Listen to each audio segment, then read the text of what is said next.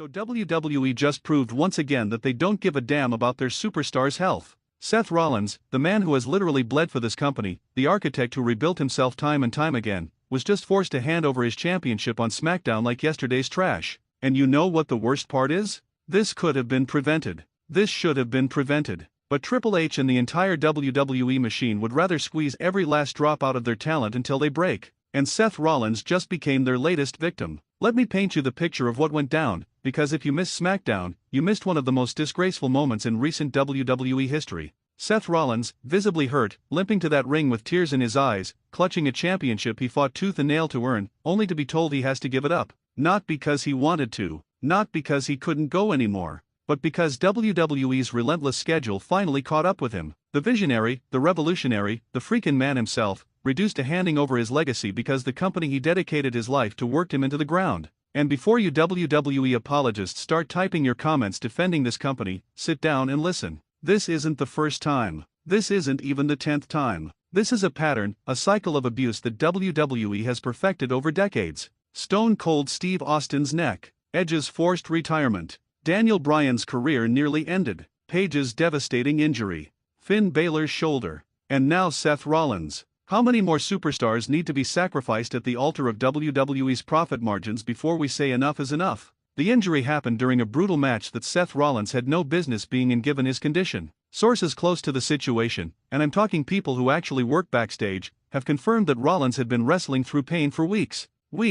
The man was popping painkillers before matches, getting cortisone shots between shows, doing whatever it took to show up for the fans and for the company. And how does WWE repay that loyalty? By booking him in increasingly dangerous situations until his body finally said no more. What happened on SmackDown wasn't just a title relinquishment. It was a public execution of everything Seth Rollins represents. This is a guy who came back from a career-threatening knee injury in 2016 and worked his way back to the top of the card. He's a Grand Slam champion. He's main event WrestleMania multiple times. He's carried Raw and SmackDown on his back during some of the company's darkest periods. When Roman Reigns was out battling leukemia, who stepped up? Seth Rollins. When the ratings were tanking, who was asked to work double duty? Seth Rollins. When WWE needed someone to have a 5-star classic with literally anyone on the roster, who did they call? Seth freaking Rollins. And this is how they treat him. Like a worn-out tool that's no longer useful. The moment he can't physically continue, they strip him of his dignity in front of millions of viewers.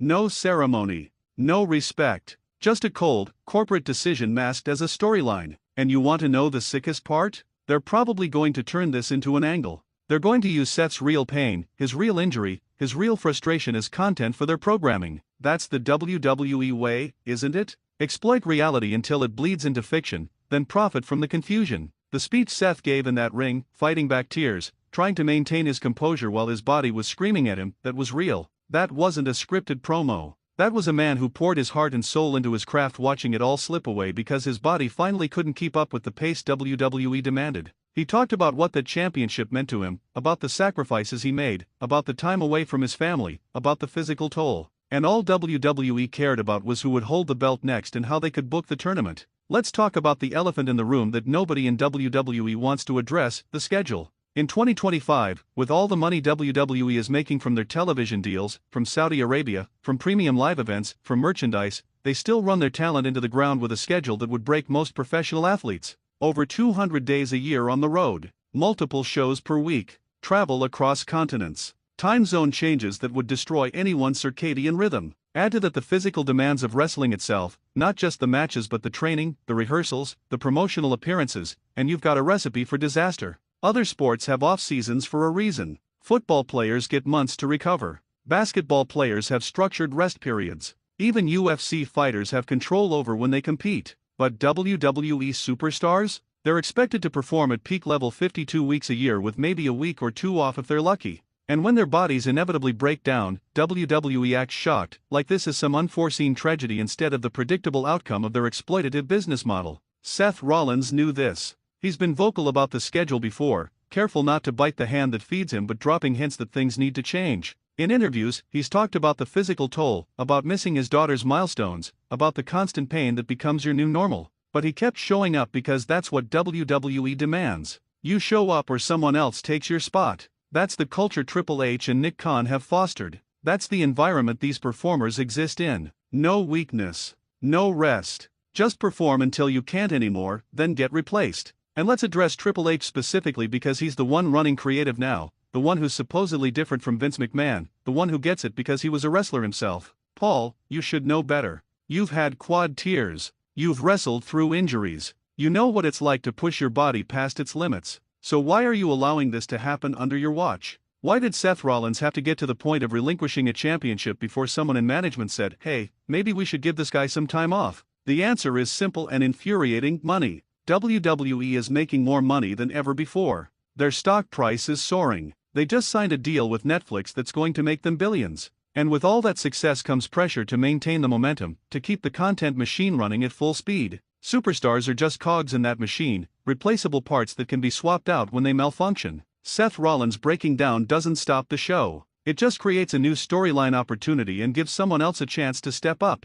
But here's what WWE doesn't understand, or maybe they do understand and just don't care: you can't manufacture authenticity. You can't replace a Seth Rollins with a developmental talent and expect the same connection with the audience. Rollins has spent years building his character, his in-ring style, his relationship with the fans. When he's hurt, when he has to give up his championship, the fans feel that loss. It creates a void that can't be immediately filled, no matter how talented the next person in line might be. The SmackDown crowd knew this. You could hear it in their reaction when Seth made that long, painful walk to the ring. The silence when he started speaking. The chants of thank you, Rollins, that tried to drown out the reality of what was happening. Those fans weren't cheering for a storyline. They were mourning the loss of a performer they've invested years of emotional energy into. And WWE's response? Move on to the next segment. Announce the tournament. Keep the content train moving. This injury raises serious questions about WWE's medical protocols too. How was Seth Rollins cleared to compete if he was in such bad shape? Where were the doctors who are supposed to protect these performers? We know WWE has medical staff at every show, but are they actually empowered to pull someone from action, or are they just there to patch people up and send them back out? The cynic in me, and working in this industry has made me very cynical, believes that WWE's medical team is more concerned with keeping talent available than keeping them healthy. Think about the timing of this injury. We're heading toward the Royal Rumble, leading into WrestleMania season, the most important time of the year for WWE. This is when they need all their top stars healthy and ready to work the biggest shows. But because they ran Seth Rollins ragged during the slow period, because they didn't give him proper time to heal smaller injuries, those minor problems became major ones. Now instead of having Seth Rollins for WrestleMania, they've got a vacant championship and months of rehabilitation ahead. From a business perspective alone, this is idiotic. Seth Rollins is a proven draw. He sells merchandise. He gets reactions. He can work with anyone and make them look like $1 million.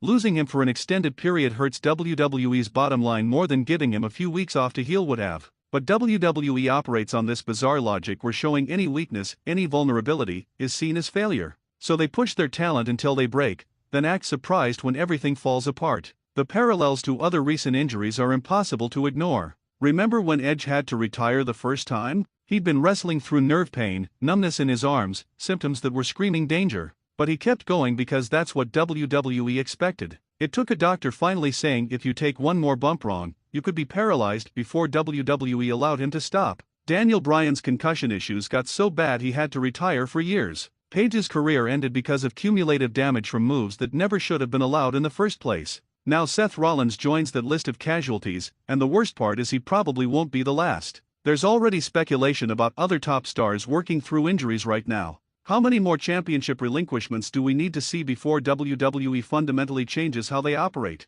How many more careers need to be shortened before profit takes a back seat to health? The wrestling community online has been divided in their reactions, which is both fascinating and depressing. Some fans are sending Seth well wishes and blaming WWE for overworking him. Others are already fantasy booking who should win the vacant title, treating this real injury as just another storyline development. That's what WWE has done to us as fans. They've blurred the lines between reality and fiction so much that we can't even process a genuine tragedy without immediately thinking about the kayfabe implications. And Seth Rollins himself, what must he be feeling right now? This is a man who has defined himself through wrestling. It's not just his job, it's his identity. The architect, the visionary, the revolutionary. These aren't just nicknames, they're reflections of how Rollins sees himself and his place in wrestling history. To have that taken away, not by defeat in the ring but by the failure of his own body, that's a psychological blow that's hard to quantify. He's going to have to watch from the sidelines as someone else holds his championship, as storylines progress without him, as the wrestling world keeps turning.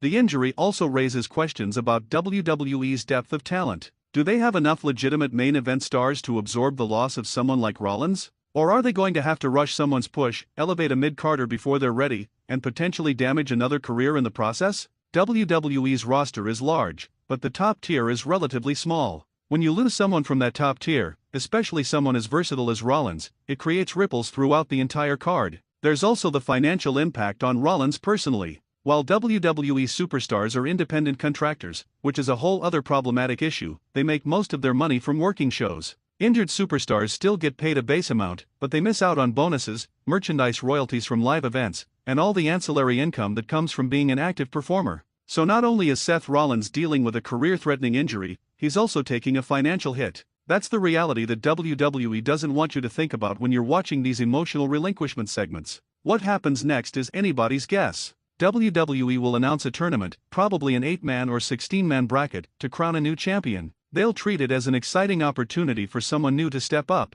The commentary team will put over how competitive the field is, how anyone could win. But underneath all that promotional speak is the reality that they wouldn't need this tournament if they had taken care of their champion in the first place. Will Seth Rollins come back from this injury? History says yes, he's overcome major injuries before. But at what cost? How much more can his body take? He's in his late 30s now, not the 20-something phenom who could bounce back from anything. Every injury from here on out carries more risk, takes longer to heal, leaves more permanent damage. There may come a day, sooner than anyone wants to admit, where Seth Rollins has to make the decision that Edge made, that Daniel Bryan made, that so many others have made. Is wrestling worth dying for? Because that's really what we're talking about here. Not dying in the literal sense, though that's always a possibility in professional wrestling, but dying in the sense of quality of life. Will Seth Rollins be able to play with his daughter when she's older? Will he have chronic pain for the rest of his life? Will he need multiple surgeries just to maintain basic mobility? These are the questions that WWE doesn't want you asking, but they're the questions that matter. The frustrating thing is that this didn't have to happen. WWE has the resources to implement better health and safety protocols. They could reduce the house show schedule. They could give talent mandatory rest periods. They could invest more in preventive care and therapy. They could actually listen when performers say they're hurt instead of pressuring them to work through it. But all of that costs money and potentially reduces content output, so it doesn't happen. Instead, we get moments like what we saw on SmackDown. Moments that are heartbreaking and preventable in equal measure. Moments that should serve as wake-up calls but will probably just be forgotten in a few weeks when the next storyline takes over. That's the WWE cycle: exploit, injure, replace, repeat. And as long as fans keep watching, keep buying tickets, keep subscribing to Peacock or Netflix, nothing will fundamentally change. So where does this leave us? Seth Rollins is injured, possibly for months. WWE has a vacant championship and a tournament to book. And we as fans are left to wonder how many more times we'll have to watch this play out before someone in power decides that maybe, just maybe, the health of the performer should matter more than quarterly earnings reports. The answer to that question will define what WWE becomes over the next decade. Will they continue down this path of maximum exploitation until even their most loyal performers can't continue? Or will someone in that company, whether it's Triple H or Nick Khan or the board of directors, decide that sustainable success means taking care of the people who actually make the product work? Based on history, based on pattern recognition, based on everything we know about how WWE operates, I'm not optimistic. But I hope I'm wrong. I hope Seth Rollins' injury becomes the catalyst for real change. I hope WWE looks at what happened on SmackDown and feels ashamed enough to implement better protections for their talent. I hope the next time a superstar is hurt, they get the time they need to heal properly instead of being pressured to come back too soon. But hope and reality are two different things. And the reality is that WWE has shown us who they are time and time again. They're a company that will use you up until there's nothing left, then move on to the next body. Seth Rollins learned that the hard way on SmackDown. The only question now is who's next. Drop your thoughts in the comments. Do you think WWE is responsible for Seth Rollins' injury?